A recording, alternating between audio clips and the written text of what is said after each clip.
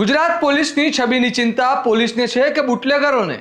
આ સવાલ એટલા માટે ઊભો થયો છે કે અમદાવાદમાં એક એવી ઘટના સામે આવી છે જેમાં એક કથિત બુટલેગરે જ પોલીસની આબરૂ બચાવવા માટે ડીજીપી અને ગૃહ વિભાગને પત્ર લખ્યો હોવાના દાવો કરવામાં આવ્યો છે અને ફરિયાદમાં એવો આક્ષેપ કરવામાં આવ્યો છે કે દારૂના હપ્તાના નામે એક કોન્સ્ટેબલ, જેને ફરિયાદમાં વહીવટદાર તરીકે ઓળખવામાં આવ્યો છે, એ પૈસાની ઉઘરાણી કરી રહ્યો છે અને તેના કારણે અમદાવાદના એક ડીસીપીનું નામ પણ બદનામ થઈ રહ્યું છે। આ ઘટનાએ પોલીસ બેડામાં ખળભળાટ મચાવી દીધો છે અને સમગ્ર મામલો હવે ચર્ચાના કેન્દ્રમાં આવી ગયો છે। આખરે શું છે સમગ્ર મામલો અને આ કથિત વહીવટદાર કોણ છે અને પોલીસે હવે શું કાર્યવાહી કરશે, આવો વિગતે વાત કરીએ આ અહેવાલમાં। નમસ્કાર, હું ચિરાગ વર્ષાબેન, આપ જોઈ રહ્યા છો સ્વમાન।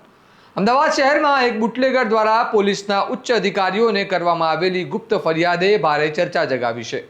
દિવ્ય ભાસ્કરના એક અહેવાલ મુજબ આ ફરિયાદમાં એક કોન્સ્ટેબલ સહિત કેટલાક પોલીસ કર્મચારીઓ સામે ગંભીર આક્ષેપો કરવામાં આવ્યા છે અને ફરિયાદ કરનાર બલાજી ઠાકોરે પોલીસ વડા, ડીસીપી સહિતના ઉચ્ચ અધિકારીઓને રજૂઆત કરીને જણાવ્યું છે કે તેઓ અગાઉ દારૂના ધંધા સાથે સંકળાયેલા હતા, પરંતુ પોલીસ કાર્યવાહી બાદ આ ધંધો બંધ કરી દીધો હતો।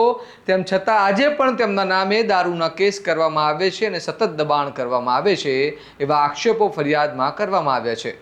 ફરિયાદમાં સૌથી ગંભીર આક્ષેપ કોન્સ્ટેબલ મુરાદસિંહ રાયજાદા સામે કરવામાં આવ્યો છે અને ફરિયાદમાં તેમણે વહીવટદાર તરીકે ઓળખવામાં આવ્યો છે। ફરિયાદીનો દાવો છે કે જ્યારે તેઓ દારૂનો ધંધો કરતા હતા ત્યારે નિયમિત રીતે હપ્તા આપવા પડતા હતા। હવે ધંધો બંધ હોવા છતાં ફરીથી ધંધો શરૂ કરવા અને હપ્તા આપવાનું દબાણ કરવામાં આવી રહ્યું છે। જો માંગણીઓ સ્વીકારવામાં ન આવે તો ખોટા કેસોમાં ફસાવી દેવાની ધમકીઓ આપવામાં આવતી હોવાનો પણ આક્ષેપ કરવામાં આવ્યો છે।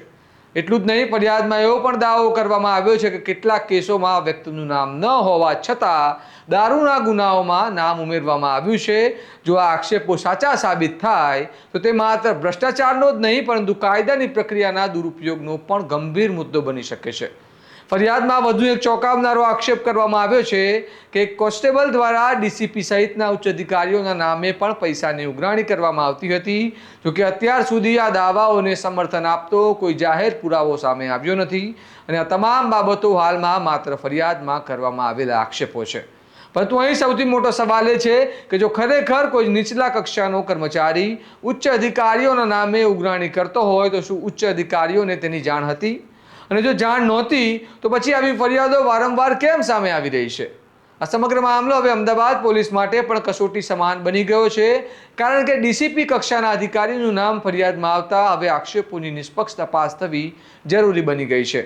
જો આક્ષેપો ખોટા સાબિત થશે તો ફરિયાદ કરનાર સામે કાયદેસરની કાર્યવાહી થવી જોઈએ અને જો આક્ષેપો સાચા સાબિત થશે તો જવાબદાર પોલીસ કર્મચારીઓ સામે કડક પગલાં લેવા જોઈએ।